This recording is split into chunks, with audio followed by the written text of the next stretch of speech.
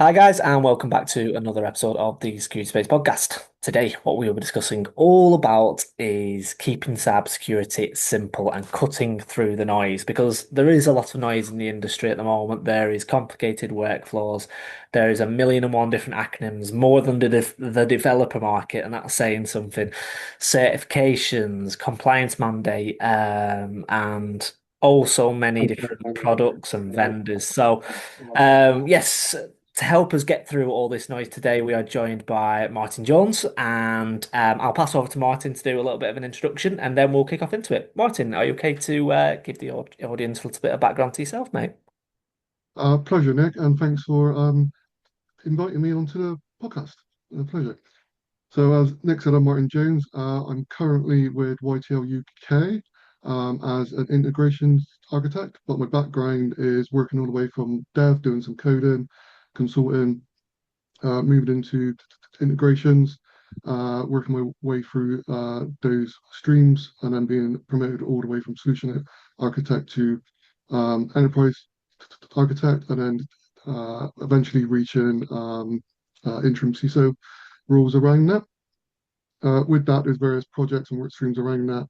Lots of integrations with companies over the years, whether it's retail or industry specific, ERP implementations with Microsoft ERPs, Oracle, and uh,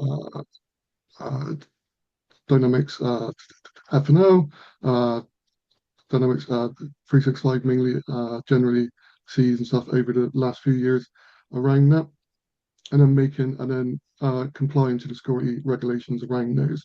So making sure we got secure by design in place, what we're doing, and then reaching certifications as a interim rule with CE plus, and adhering to the NIST framework as we go forward. Nice, a lovely introduction, Martin. And yeah, you've had the experience of coming through the development side and then into solutions, and then obviously, like you say, being the technical and now in obviously the managerial. So I don't just wake up and think about these topics. I make sure that we've got the right person in the hot seat to discuss it. So, mate, just to jump in then, I'm kind of just going to do like a little bit of an overview. Why has the cyber industry become very complex and there is just an I don't know. It's up to you where you can sort of take it, but as an overlying helicopter overview, why is the industry become so complex? Why is there so much acronyms and certs and workflows to actually adopt? And how has it got to this stage? So my full process on that is more around the news cycle around those that particular industry. Um, I think the industry, tech in general, has been obviously trying to deal with security for a long time, but in the last 10 years, maybe even plus, the marketing around, especially governments in the UK over time, has obviously have a lot of breaches, a lot of whether it's actual tech breaches where people are penetrating and getting through, or business mistakes, resource mistakes where they're leaving things on trains or leaving things and leaving the company as a business process, making mistakes around that and exposing data and IP in the wrong way. So I think the news cycle and that increase in that has made people be way more aware of that, and that obviously grows a lot more consultancy based business process driving around that in internally, but also you get a lot more vendors to help deal with that. So as soon as you get more people together as vendors and consultants to grow that stream of work, you get a lot more buzzwords come out, but it's based on, I think buzzwords are good, but also sometimes a hindrance. I think it's really good when we get together. It makes communication really fast between IT teams once they get around it, but I don't think it helps as a strategy in driving forward. That's where it's the plain language of a EA and a security tech to take that those buzzwords and put it across to the business in a plain way of going, this is how we're going to do it. This is what it is actually means. So that's my thought process on why it's grown over that time in a good way. Yeah, absolutely. And just as like a real life sort of case study from my viewpoint is I work for Claritas, and we're a veteran-owned NATO accredited supplier to the UK government, and we partner up with sort of different vendors. So basically, we have the cybersecurity buzzwords, but I've also got to deal with the military acronyms as well. And because I'm not XML, I'm the only one in the company who's not XML. Like they're constantly, when we're having sort of meetings, they're throwing all these acronyms on. My brain's just working overtime. Like, is this security? Is this military? And because the two worlds are so, they're so very And well combined. yeah, yeah, It's yeah. like like sometimes I'm like, what are you talking about, chaps? What are you talking about? And they're like, oh, sorry, we just mean this. And it actually defeats the objective because obviously the acronyms are there just to speed up the process and actually sort of like, okay, cool, let's move on to this. But because they're explaining it to me, it's like defeats the whole object. Anyway, I digress, Martin. So thank you very much for that sort of like helicopter overview. And I suppose where I wanted to sort of take this is the industry as a whole. Um, it's getting larger. There's more exposure to it.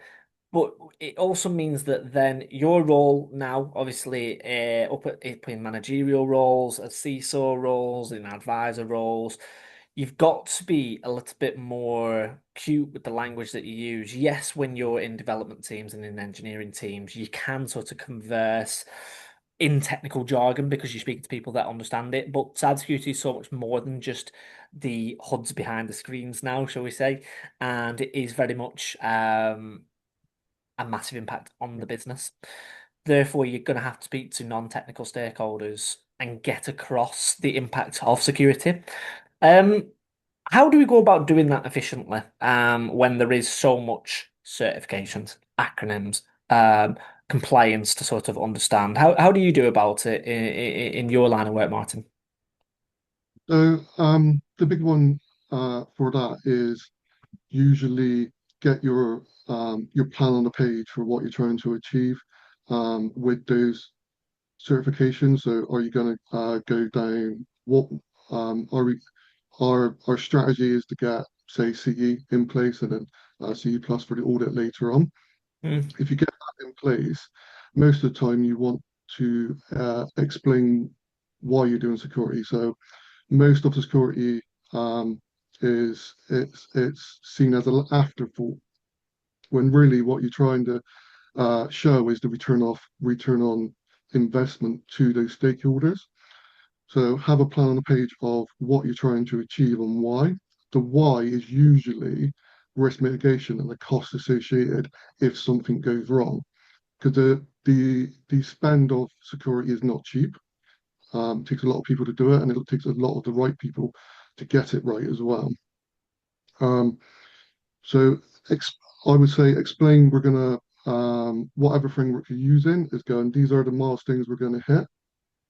But if we got an attack associated with the industry you're in based on other attack um, companies that's happened in the past, and you can show the value of this is actually how much they cost. This is how much they cost them, whether it's money fork out against not being compliant, so against that, or the failure in the business not being able to proceed with work. So if you do get an actual attack, people break in, you've got to shut down systems, and you've got to go onto a manual process, or you can't actually proceed because you don't have that manual process in place. So you essentially shut down systems. You can literally go, well, if we did that, your cost for those days down, and you never know what the actual full days are. Usually, it can take a week or two sometimes to get those systems back online, depending on what kind of issue it is. Maybe a day, but you can give yourself a medium range going.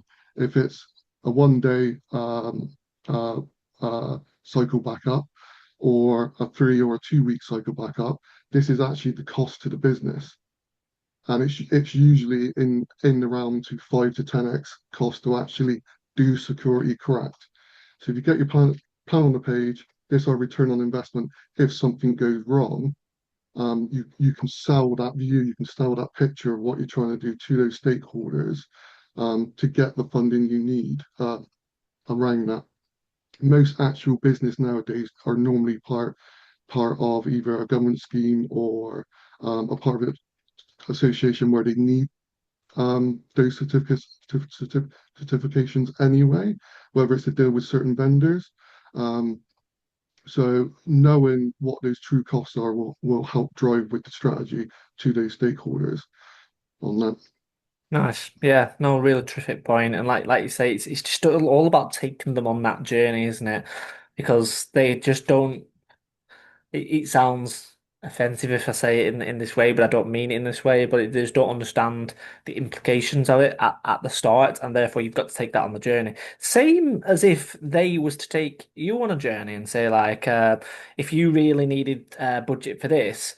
But the CFO is saying like, look, I appreciate that you're a role Martin as the CISO, but look, the CTO needs budget for the engineering teams to so the developers can do X, Y, and Z. And I've got to basically put a business priority on it and say like, look, okay, this is why we need X, this budget allocated to the engineering, and therefore you get Y budget for that. And it's like it works two ways, doesn't it? Where you both got to sort of speak about it in each other's language. And then come to a natural resolution. And that's why, going back to the start of this, keeping security simple and putting it in everyone's language it's just the absolute necessity. You don't need to go to the nth degree of the technical jargon. Like, that's not what they need to know. It's just all about having that emotional intelligence to be able to have that conversation. What do you need to know? What do I need to know? And then we can come to the solution. Then we can go back off into our own bubbles and go back to our lunch tables and speak with our engineers, and they can speak with the developers, and they can speak, and finance can speak, and that's the stage for that. Cool. Yeah, Okay. yeah. If you get also if you get in an industry where they have very particular IP that what they don't want to get out there, they have a very niche product or a very niche business process that would harm them. Security, your data security around that, that's one of your driving investments as well. So something to bear in mind. It's not sometimes it's about other things, but sometimes it's also just protecting the investment the business has already made. Yeah. Yeah, really good point, Martin. Really good point.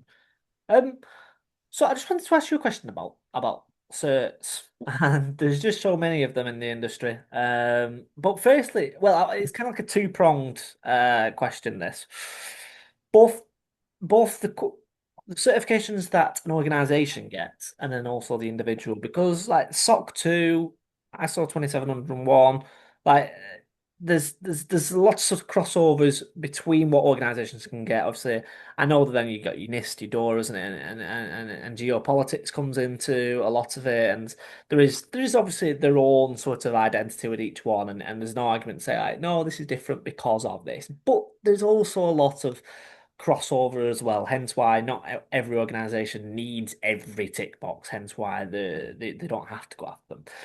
Same goes to the individual. There's a hell of a lot. So in my previous life as a recruiter, I used to see acronyms going off the page, and I'd be like, "Oh, these certifications, this person must be brilliant." And I speak to him, I'm like, and it's like the theory isn't backed up to real life knowledge. It's like, okay, um, this person doesn't actually they know how to pass the exam, but do they actually have the knowledge that it was meant to give you? It's kind of like driving a car. You don't, everyone says once you pass your test, then you learn to drive. You just learn how to pass your test.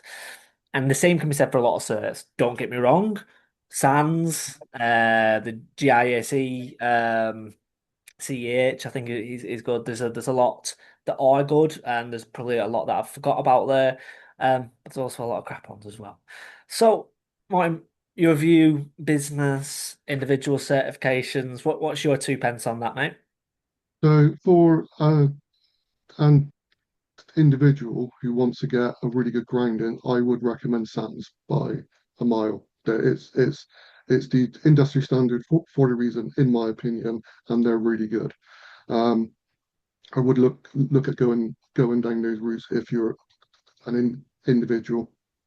For the company-wide stuff, it really depends on what kind of industry you're in and what you do as a living. If you're building software, for instance, and that's your IP and you're going to be selling that to other companies, you you're going to want to work through SOC 1, SOC 2, right, to get there. If you're a general business, that will just be using other services, whether it's retail, industry. That's when it gets really quite um, interesting, in my opinion, because you can literally go through the full gamut. You can start at CE, work through CE to CE plus, go to your ISO cert, but there's such a difference there. So CE and CE plus is more practical. ISO is practical, but more of the business sizes, more of the business practices around you, how to deal with that. And then, in my opinion, you've got a really nice framework in between all those. What is NIST for a business? Because it's very, very technical.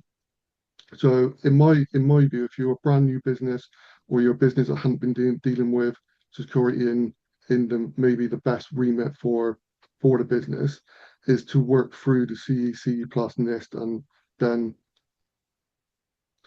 ISO. You can probably technically get away with running NIST and ISO at the same time to build that functionality because they do overlap, but NIST is way more detailed on that. A few years ago, I actually built a spreadsheet with all those in there with what you get out of them and what if you do CE and CE plus correctly, what you don't have to do with NIST. So you're building your levels up and what you're missing out. So the gaps between them all Nice. and and and where to go from there. Um, the hard part is selling that dream. So um, it's you can give yourself to the stakeholders those milestones as you're hitting them as you're going across. So knowing those frameworks is good. You don't need to achieve them. So CE plus is your self-audit one, and I'm sorry, CE is your self-audit one, CE plus is audit from external vendor. In reality, you may want to hit those milestones, whether you go to an audit or not. You might do that later in that, along you're filling those gaps as you go along. So that's down to the business. But you can use those markers as your milestones. So your one of your capabilities of your nest for defend. This is what we need to do to achieve that. You can put that as a project markers and your milestones of this is where we are in this sort of maturity model based on that. But to be fair, that's one thing I haven't mentioned yet is making sure your maturity model you know that from the start. One thing to even I would say unless the business don't know how to do it, before you even hit a vendor to help you out. And I will say, even if you've got a really good security team in place at your business, go to the vendor. There's always gaps somewhere from people move about businesses and so forth. They don't know the entire threat model of a particular business if people can move around different industries. I would say build that up before even going to a vendor, even maybe even before the stakeholders because you want to show why you're trying to do this and what you're missing. If you can't do that internally, get some costings together just to get a maturity model. Go, go out to a couple of those just to build that up and that threat landscape up. Um, I would say if you're a business with high value assets or very large enterprise business, I would say even if you're trying not to cert against NIST, use that as a really good base framework. There's a lot of knowledge in that framework to help from a technical point of view. Wherever you, wherever you display that from a stakeholder presentation point of view is just how you present. It's more about the language at that point of what you're trying to achieve.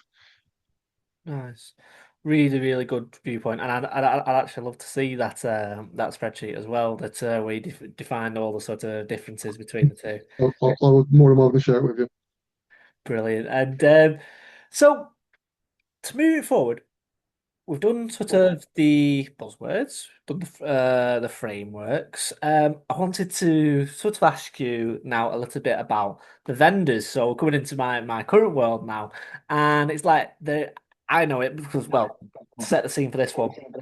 For the last 3 years, I was recruiting for the for early stage startups in the vendor space, seed sort of Series B, and even that was its own ecosystem. There was so much coming out of the likes of Israel, out of the US, obviously other countries as well, but them two are absolutely careful with the language, but blowing up. And yeah, essentially, they just so much product going out there, and which was great because they needed lots of teams. But now that I'm in the vendor side, it's like cool. All this now is my competition, and it's like a little bit your role now as sort of the end user. How do you sort of cut through the noise of, well, yeah, like how are you different to the 20 other different competitors that have jumped into my inbox this week who all seem to have this zero trust AI quantum super unicorn that everything seems to solve these days. So how do you cut through the noise of the vendor market, Martin? So the first thing I will say about choosing a vendor, I will probably say is the first start. For a business point of view on that, is that you don't want to be within the top 1% of of that vendor of a particular vendor from a customer base point. If you're in the top 1%, top 5%, it means that you're probably paying the majority of that company to do work for you. You're the main value of that customer. So you might get overtreated. You might get uh, too many people where you don't need it to be, too many resources um, around that. But off the back of that, you don't want to be below 50% within their customer base because you're not going to get those resources either. So I normally, whenever choosing a vendor, just generally rather than even in security, I aim for to be in their customer base around that 10% value. For that, you should get a good trade-off between what you're getting for the value you're getting Yep. on that, people resources around that. So that'd be my first thing. You can get help with that. So someone like yourself, Nick, you would put, you would help with that. There's other people, other vendors that can help you do those procurement processes. I would say around that procurement process is go for at least three vendors. One that is really well known, one where they're a middle tier, but they still fit in the value that I mentioned earlier, and a really new up and comer to see what value there is. Um, um, you, it will give you a really good baseline when you're chatting to them all, what you're actually achieving for the money you're getting, and see where you can see the gaps between what you're thinking and the business are thinking between each other on that, and just be open and honest with those vendors, saying you are looking at other vendors. This is the reason why we're looking at other vendors on that. Um, Sorry, would you mind reiterating your question again? Sorry. No, no, no. I was going to come in at that point anyway. So I think that's absolutely perfect in the sense of like, do your research on your vendor, even when sort of I'm speaking about my partners to my clients. I'll always ask sort of like who you're speaking to, and if they say like, oh, no one else, to me it's a little bit of a like. Okay, do you actually need this product then, or are you just sort of just having a look around? Are you just sort of like actually just tire kicking a little bit, or is this actually urgent for you? Do you need this threat intelligence? Do you need this instant response? Is it urgent? Because if it is urgent, you should naturally be having a look around and, like you say, speaking to three, just to get like the lay of the land, just so that you can justify to the CFO as well. Like, look, I spoke to these Yep. three.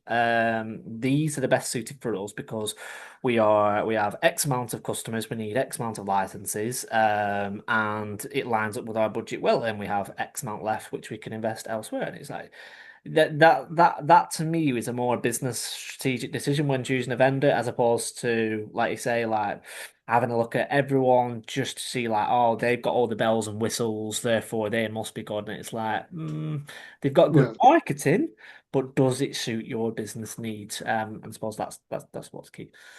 yeah. That's where your base comes from as well, that maturity model. Yep, Where you do that small, if you do that yourself or that small piece of work to get that understood with a vendor, you can always choose a vendor, a bigger vendor or a different vendor later. yep, Um, with knowing that, you will know what tools you've got in place and business practices you need to fix. So what you don't want a vendor to get to is you do your maturity model and you go, oh, AI will be perfect for this. And you go, but we haven't even got our logs sorted yet, and our team actually putting in logs from all our devices or anything like that. But they're trying to sell you AI or zero trust straight away. Oh, don't get me wrong, each one of those is very valuable, but you need to know where they come in and when. yep, So if you know where you are, you should be able to dictate when you're going to need them. So you can dictate your service going, we know it's going to take 6 months to get in a really good place to build up what we're missing our gaps already. Then we'll look at zero trust. Then we look at AI. Normally, they will. What I've seen a lot of vendors now is that they try to pull all in from the start. They will have a plan to bring them on slowly, but the yep, sell is up front. So you've already sold a massive contract. When in reality, you might want to do this is our vendor, but you do these smaller pieces of work, and it helps with that return on investment as well, because you might get to a certain point and realize you don't need that tool. yep. Right now. Yeah, that's exactly it. And it's like timing is absolutely massive, and you've got to just trust your own instincts as the manager sort of bringing on the vendor. It's like, okay, like yeah, it's a good tool, but we're just not ready for it yet. We're just not mature enough for it yet. But let's have a chat in 6 months, and then to link it back to the question, how to cut through the noise is if the vendor is a consultative, they'll be like, cool, yeah, let's have a chat in Q4, whatever it might be. Or if they're just like, no, I think it could solve your problems right now. It's like, okay, well, you haven't got my best interests at heart, and you don't actually. You're probably following a script, and therefore, let's park it right here because you've kind of lost the credibility of the noise. It's very because there's so much saturation in the market. There shouldn't be a fear to lose because you as the end user be like, my solution is out there, so but you aren't giving me the trust, so therefore I'm going to move on to the next. So it's like it's trusting your own instincts more than anything. Um, Final question for you, Martin, and it is all about the infamous sort of 90 days CISO role. It's like when you when you join an organization, it's like cool. The first 90 days are kind of like you get judged on a little bit, and it's kind of like its own little movie, little book that it's like, oh, this is where you kind of got to earn your salt a little bit. Um, in the essence of keeping security simple.